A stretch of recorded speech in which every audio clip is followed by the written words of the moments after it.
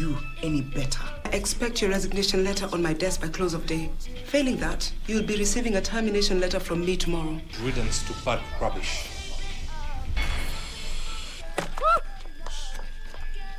Please, I have money. I can pay you whatever you want. Please, let us go. Hey! Let's get out of here before his friends come back. Yes, but just give me a minute.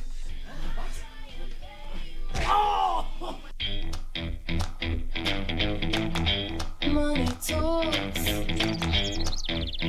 while listening.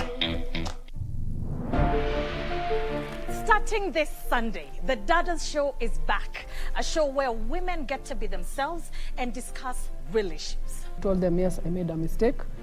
I tried to persevere for you guys, but at the same time, we have to move out. How do you deal with cases whereby the victim decides to forgive the perpetrators? When somebody talks to you or you see something like that you also encourage them to report, you encourage them to talk about it. This being an election year, we have given an opportunity to women to express themselves and share their opinions during this crucial time in our country's history. Particularly for the women, my prayer is that we shall get more women governors, senators and members of parliament elected to parliament. Ule atachaguliwa kama ni mwanamke, hopefully mimi ningependa kuwe mwanamke. Kama ni mwanaume ama mwanamke, angalia zile issues zenye zina affect wasichana, especially huku chini mashinani. Starting this Sunday, be sure to tune in. Ili kupata mafuta kupanda kama skiza tune kwenye simu yako, bonyeza *811 397 hash. Nashukuru serikali kwa kuongeza bei ya mafuta. Sasa niko kwa highway na hakuna traffic hata kidogo. Naomba serikali iendelee hivyo, tubaki tu watu ya gasla na heavy machine peke yake. Pia mimi naomba huyu serikali waseme kama gari yako ni below 3000 cc, gari yako ili kupata mafuta kupanda kama skiza tune, bonyeza *811 397 hash. *811 397 hash. Are you an aspiring candidate in the upcoming general elections? Do you want your agenda and manifesto to reach your voters effectively? At KBC, we have the most comprehensive and credible online platform that has profiles of all prospective candidates. Log on to www.kbc.co.ke/2022 aspirants and let Kenyans know more about you, your past achievements, your manifesto, and your development agenda once you get elected to office. What's more, the website is easy to navigate. We will create your profile, post pictures and short videos with your campaign messages at affordable hosting fees. Log on to www.kbc.co.ke/2022 aspirants today and establish your brand authority as we lead towards the forthcoming general elections.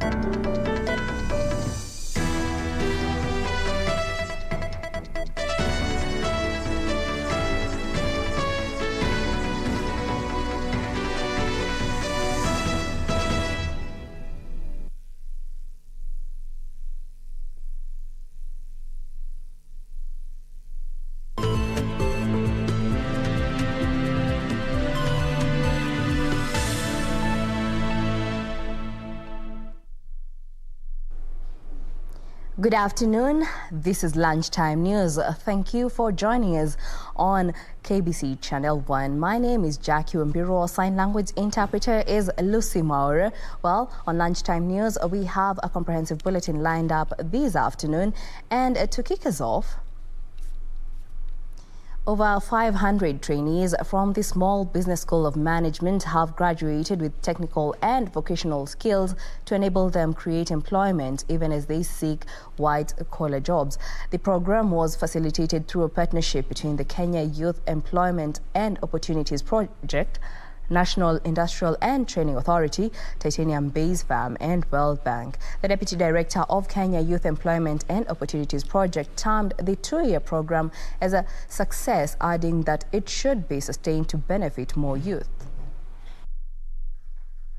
The training has prepared our youth. It has given them skills, technical skills, life skills, to go out there and be able to get jobs or even create jobs.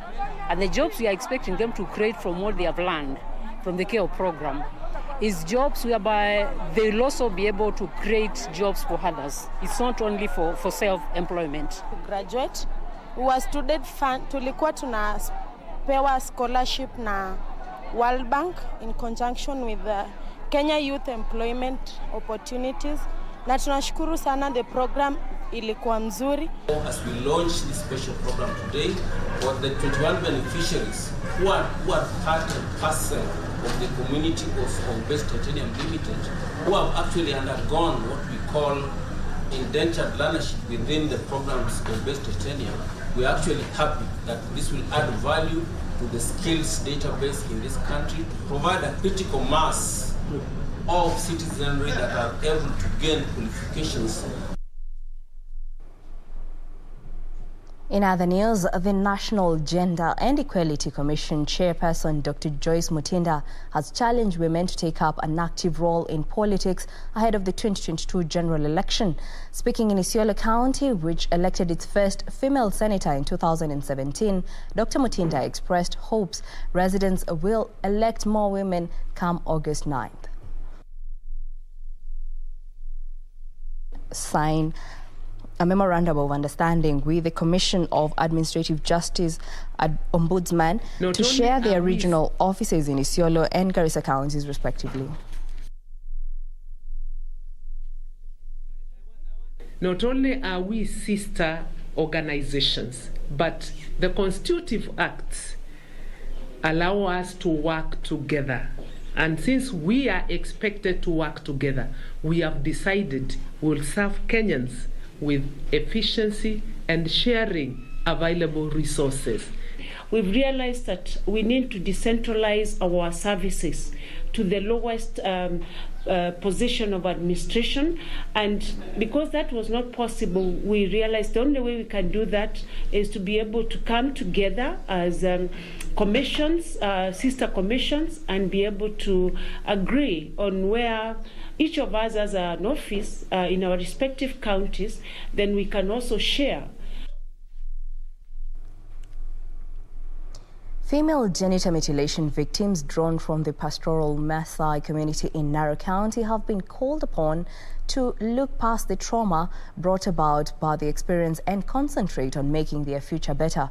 During a workshop to empower 20 FGM survivors, Narok County Education and Gender County Executive Member Cecilia Wepali urged them to build their confidence and become anti-FGM champions in their communities and beyond. The forum was organized by AFIA Africa and USAID and also brought together women professionals and role models in the Maa community to inspire the girls.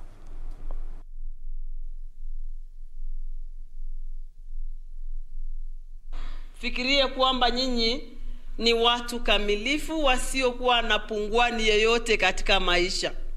Nyinyi ni watu ambaye mnaweza kusimama na kukataa jambo hili ama swala hili la ukeketaji. Tumepitia mambo ya GBV, tumepitia about hata divorce, wengine wamepitia about child abuse, but tumekuwa tukisaidia, tumekuwa kipaumbele, tumekuwa tukifurahi, tumekuwa tukicheka, but at the end of the road unakutanga sisi ndio tunajiua, tunajikuta kwa nini huyu alicommit suicide, anakuanga very happy. I got circumcised when I was 13 years, and I went through a trial marriage, but I thank God I was rescued. I went for my education. I completed my college, last year.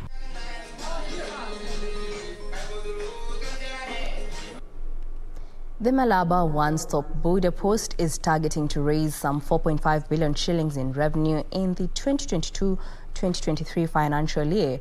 Malaba head of Customs Operations Kimani Kang'ethe says the border post collected 100% compliance revenue in the last financial year. Kang'ethe says Kenya has for a long time failed to maximize on the potential of the crossing point, scoring dismally in revenue collection. The facility, he says, is quickly realizing its potential and is poised to increase its target by a huge financial margin.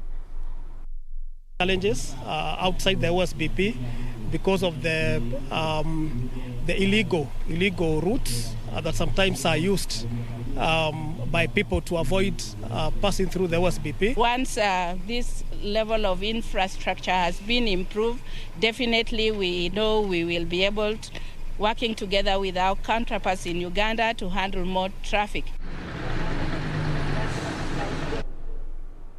And now we cross over to Hermosa Hotel in Karen, where Democratic Party has signed a coalition agreement with Kenya Kwanza Alliance.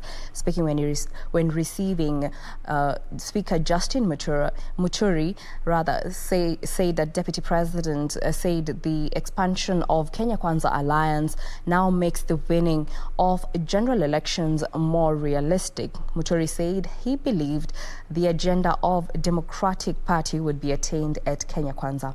Well, currently the Deputy President William Ruto is currently speaking. Let's listen in. Political equation. This would have probably been the only time we would be on different sides of the equation. But again, fate has had it that we will again be on the same side of the political equation. So again, I am very happy that we are meeting here this morning. We believe as Kenya Kwanza, joined by the Democratic Party this morning, that the most potent conversation in Kenya is the conversation around the economy, the conversation about ordinary people, the conversation about the businesses of ordinary people, the conversation about our agriculture, the conversation around our businesses, our SMEs, the conversation around universal health coverage. And that is what brings the Democratic Party and the Kenya Kwanza fraternity together.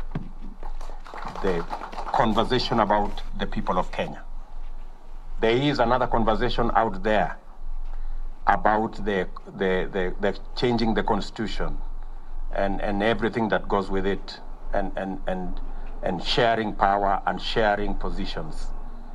We dare say the people of Kenya have spoken, and they have spoken very clearly, that this time round, this particular general election is not going to be about leaders and positions and changing the constitution.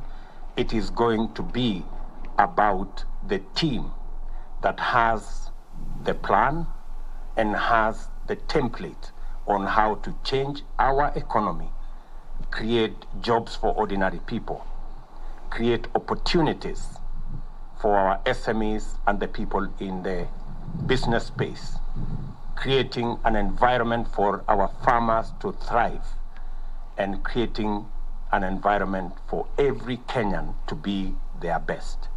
And we dare say that the people of Kenya has made that conversation very, very clearly. And as we converge here this morning, we are persuaded that we are on the right side of history. And this election is going to be determined by the people of Kenya. The people of Kenya have resisted blackmail. The people of Kenya have stood against threats. They have refused everything that goes with the tyranny of a few people. The people of Kenya have consciously refused that a few people can sit in a corner and decide for 40 or 50 million Kenyans. And that is why... Well, that is the Deputy President William Ruto speaking, where the Democratic Party has signed a coalition agreement with Kenya Kwanza Alliance. Well, we shall be bringing you more details in our subsequent bulletin. For now, we move on. The 5th edition of the Kuza Broadcasting broadcasters in Kenya have been challenged to work with local producers in channeling the relevant broadcasting content that is in line with broadcasting regulations. Now, Communications Authority of Kenya Director General Ezra Chiloba says broadcasters must uphold and adhere to regulatory requirements even as they go on about their business of educating, informing and entertaining the masses. For the 5th year running, Kuza Awards is set to recognize the input of broadcasters in shaping Kenya's social landscape. Kuza is also seeking to reward broadcasters who promote patriotism, uphold Kenyan culture, beliefs and values, and who have made a contribution towards national unity and cohesion. Through this initiative, we aim to enhance an atmosphere of continuous improvement as we pivot the industry as a key driver in the socio-economic well-being of our country. Communications Authority of Kenya Director General Ezra Chiloba says broadcasters must at all times adhere to the laws of the land to avoid being caught up in legal challenges. We shall also appreciate promoters of inclusivity, including those who have upheld standards around supporting differently able persons in our society. We need to promote responsible coverage of elections during this electioneering period. And lastly, address the issue of social ills with regard to irresponsible venturing into gaming and betting on the broadcasting platform. Again, we just want to recognize broadcasters within the industry who have upheld standards of good taste and decency and protect members of the public from harmful and or offensive material. We continue to champion production of local content, especially in the verge to attain the 40 to 60% local content. I would like you to partner with the producers in a way that you are buying content from local producers, while local producers are creating job opportunities for various practitioners within the production value chain. The awards are under 3 main categories, namely regulatory, people's choice and Dubora, with smaller subcategories falling under them. The award gala is slated for May. Well, that report by Yusuf Ara brings us to our first break here on Lunchtime News. Don't go too far, we still have more news coming up.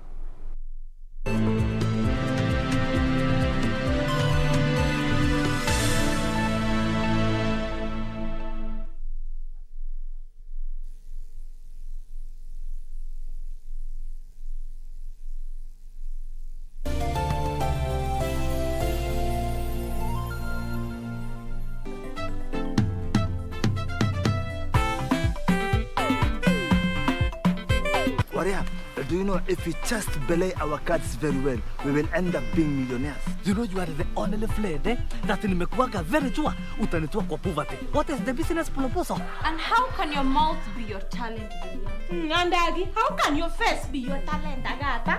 Duh, look at me. Yes, we will know you, and that is a lot of knowing, yet we don't know who it is. Come in, Neyawa. It helps to listen to yourself. Listen to yourself sometimes. And then what in Julia? I am not lazy, I don't talk to myself. I have realized that in this school, we don't do morning devotions at all. But that is because we are from different religion, Ma'alim. Farah, we serve the same God.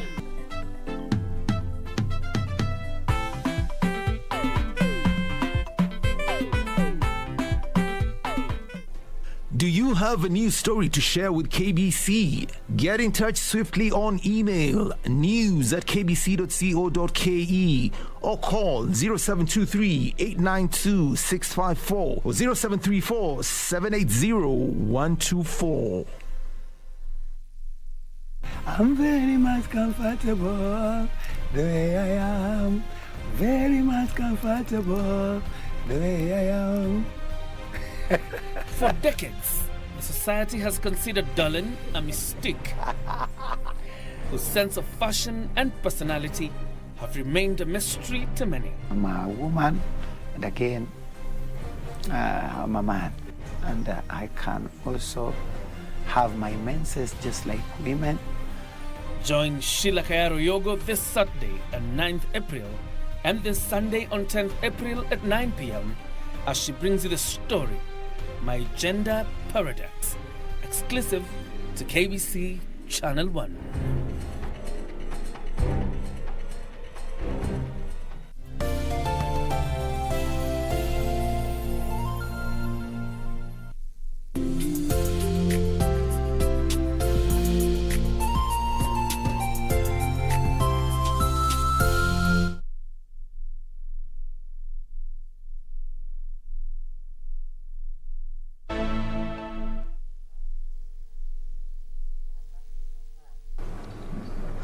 Welcome back. Green Thinking and Action Party leader Dr. Isaac Kalua is challenging political leaders to desist from engaging in divisive politics. Dr. Kalua says leaders seeking election in the forthcoming polls must focus on addressing real challenges affecting Kenyans, such as the high cost of living, devastating impacts of climate change, and infrastructure development. Green Thinking and Action Party leader Dr. Isaac Kalua was in Kitui County, where he attended a series of events. In Malalua, in our ward, Dr. Kalua noted that elected leaders must desist from serving their own interest at the expense of real challenges bedeviling the nation. Wakati ambapo tunapigana, wananchi wanaumwa, hawana network, watoto hawana vyoo. It's ungodly. Haiwezekani tuishi katika nchi kama hii. Hali ya maisha imezidi kuwa ghali kabisa. Maziwa na mambo ambayo unahitaji ya kuweza kuweka chakula kwenye meza hakuna. Maneno ya mazingira, kukosa kwa mvua kumefanya mvua kutonyesha na mali ya maisha kuwa tofauti. Miaka nenda miaka rudi, watu wanapanda vyakula kwa shamba na hawapati chakula.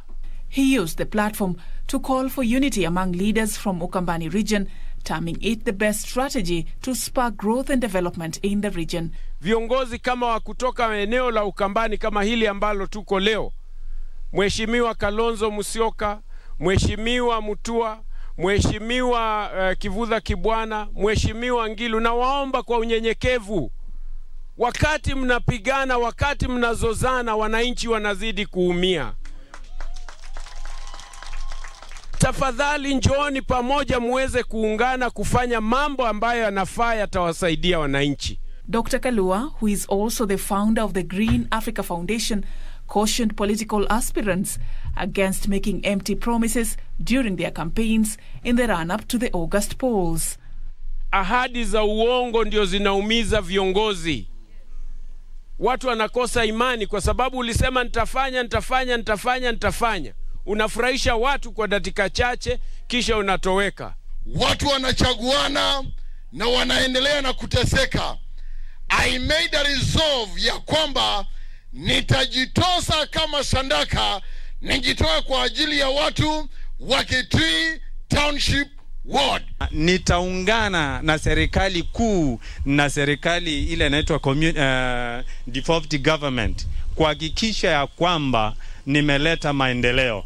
We need to promise people what we are able to accomplish. Let us avoid lies. For Lunchtime News, I'm Safin Aching Oma. And now, it was joy at Mwingi Women Prison in Kitui after a 22-year-old girl who was sentenced to jail for 3 years for a crime she didn't commit was released. It was a joy, And so the 22-year-old girl has been in jail for 7 months after she was arrested in October last year for selling unlicensed products unknowingly at a wines and spirit shop where she was employed. McKenna, who claims she was framed by her employer, was fined 100,000 shillings or a 3-year prison sentence. After she was highlighted, Prison Welfare and well-wishers managed to raise the 100,000 shillings needed to secure her release. Nilienda nikakubali. Nilienda tu nikasoma mashtaka na judge, nikakubali immediately, nikasema yes. Nikatumwa back to cell. Finally siku ya kufungwa nikafungwa, nikapewa fine ya 100,000 shillings, Kenya shillings. I'm 3 years in prison. After that, my boss, mwenye alikuwa ameniambia nikubali, and these officers, mwenye walikuwa wanasema nikubali sitafungwa, they let go. I didn't know where they went. Niko na furaha hata kwa moyo wangu sana. Mtu wamenisaidia na wakasikia peni hiyo Makena akonayo na hiyo mama yake akonayo. Sasa muende kusaidia watu na watu waende kumuombea mazuri ndio muweze kuinuka na muweze kubariki watu wengine kama mimi. I'm also continuing with the journey of shouting justice for them and ensuring that those who have come to prison without committing offenses, they have got justice. We have fought for many through several well-wishers and lawyers from all corners of the country, and Makena is an example of one of them whom we have trying to shout justice for her, and that's why we are celebrating our release today. It's going to be a pushback. People will ask questions, but I'm happy that we had a team that was so dedicated to this, the human rights defenders, constitutional lawyers even. And of course, when so many people come in, sometimes you get excited about the case and then move on to the next story. But I'm hoping this is a second chance for this young woman. The prison has not hardened her, but it will make her realize that she is loved. So.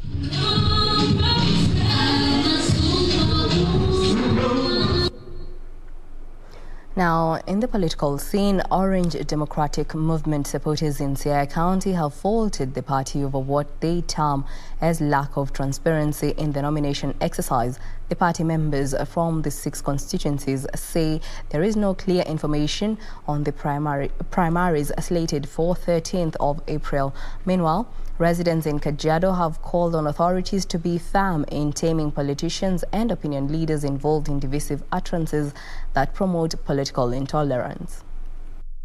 Communities from Thika say they have thrown their weight behind Bishop David Kariuki Ngari for MP Thika. Tutasema mimi ni mtumishi wenu na ni mtumishi wa Mungu.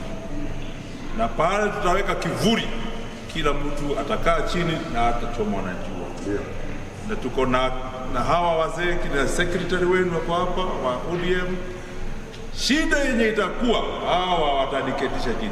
And former Rift Valley Regional Commissioner and gubernatorial candidate George Natembeya has called on the security apparatus to be on high alert over allegations that some candidates are buying IDs from voters ahead of the polls. Wanatembea kwa maboma za watu wakinunua vitambulisho. Kila kitambulisho shilingi 1,000 na wanadanganya watu kwamba kuna kadi ya IBC ambayo watatumia kupiga kura. In Embu County, Jubilee party leaders and aspirants have dismissed allegations by critics that the ruling party had lost ground in Mount Kenya region, saying it is still the party to beat in August elections.